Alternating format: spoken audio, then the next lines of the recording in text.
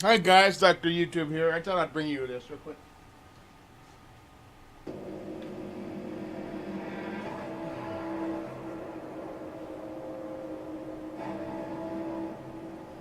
Go check out Nibiru today. Pluto, the sometimes planet, may be hiding a pretty huge secret. Well, two huge secrets, actually. Astronomers in Spain believe that hiding behind Pluto, obscured from our view, are two additional giant planets. Spanish scientists in Madrid discovered the potential for the two massive celestial bodies at the outer reaches of our solar system after studying strange patterns in the orbit of rocky objects around Pluto, including the newly discovered dwarf planet 2012 VP113. Scientists believe the first hidden world would be about 10 times the mass of Earth. They believe that this planet is moving in resonance with a bigger planet that is somewhere between Mars and Jupiter in size and would orbit 200 times Earth's distance from the Sun. But can we ever conclusively confirm the existence of these two planets? Well, Scott Shepard at the Carnegie Institution for Science had this to say. As there are only a few of these extremely distant objects known, it's hard to say anything definitive about the number or location of any distant planets. However, in the near future, we should have more objects to work with to help us determine the structure of the outer solar system. So there you have it. Time will tell.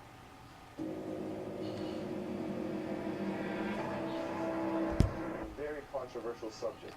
But when we study it, we find that it may hold answers to some of life's most perplexing questions. Everything from evolution to how we came about as a species, to current Earth changes and what might lie ahead for us in the future. My name is Robert Sepper, and this video is my attempt to explain... Check him out at USAK Unit News. To understand everything thoroughly, we must start from our past.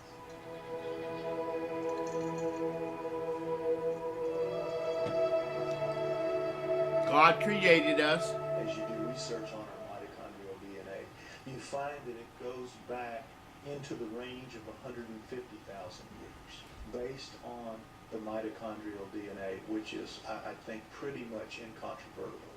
If we're 150 to 200,000 years old, that throws a huge, gigantic wrench into the establishment position that we evolved from creatures that were walking upright approximately 4 million years ago. They did, we didn't. Early Australopithecines. Lucy, everyone is familiar with her at around 3.2 to 3.5 million years ago, and they're finding Look like you. new ones all No. the time.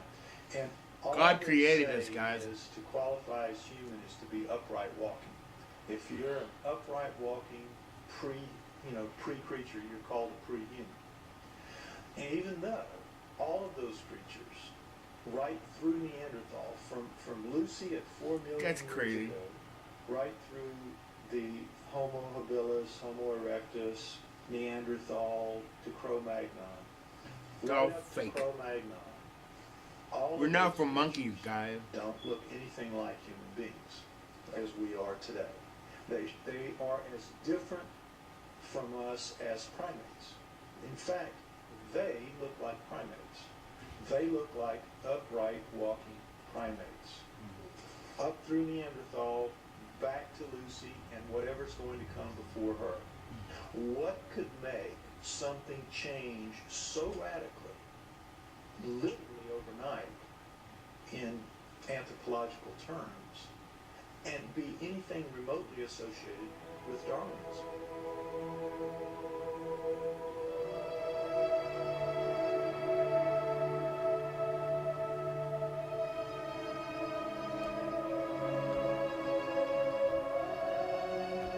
I believe, personally, that the writings of the Sumerians 4,000 years ago, as chronicled by Zechariah Sitchin in his books, The Earth Chronicles, I believe that is the most logical and reasonable explanation that there is for how we came to be. 20-some odd years ago, Zechariah Sitchin wrote The 12th Planet. In The 12th Planet, he describes ancient writings and texts by the Sumerians depicting a 3,600-year orbit of Nibiru. But the Sumerians are rarely spoken about in history books. Who were the Sumerians? And what can an ancient civilization possibly know about how we came to be? we only hear about like the Egyptians or the Mayans or the Incans, Romans, Greeks. The first culture we have on Earth were the Sumerians, and they showed up 6,000 years ago where modern-day Iraq is. It's right between the Tigris and Euphrates rivers. It was then known as Mesopotamia, Babylon, but also Sumeria, where the first culture on Earth stems. And they have left us over 100 of the first for high society to take place. For instance, stemming from Sumeria 6,000 years ago, they were the first ones to invent writing. They had a system of over 400 characters. That's where we came from, guys. Basically, God created us. Stylus or an object with a wedge, and would twist and turn and make all these characters that came up to about 400 characters, and they had their own complete language, like an alphabet that we use today, A through Z. But this stemmed out of Sumeria 6,000 years ago, and all of the first for high society come from them. Time, the calendar, math, schools, courts, judges, systems of law. All of this originated in Sumeria, which was then known as Mesopotamia, Babylon, today's modern-day Iraq. The Sumerians are actually probably the most influential culture of the ancient world. Not the Egyptians, not the Greeks, not the Romans, the Sumerians. The Sumerians invented, for example, the zodiac. All of the symbols that we still have today for the zodiac was created by the Sumerians. All right, guys, I'm going to cut it short here, but check out the Sumerians, guys, the planets and everything, all right? There's another planet in our solar system that gods, super beings, live on. Subscribe to my channel. These beings come to Earth. The Sumerians 7 The Truth had Will Free You. a pantheon of Timothy gods, Tucker, XCon TV. but it was living gods. They were the Dr. Sumerians YouTube, Timothy Tucker. worshipped living gods who lived and worked and had their lives among them. They were the Anunnaki. Among those Anunnaki, there were 12 leaders, 12 super gods, the bosses, the boss of bosses. Those 12 gods come down and are present in the Egyptian culture, in the Greek culture, and in the Roman culture. They just have different names. But Yep. they're basically All right, guys, check it out. the Later. same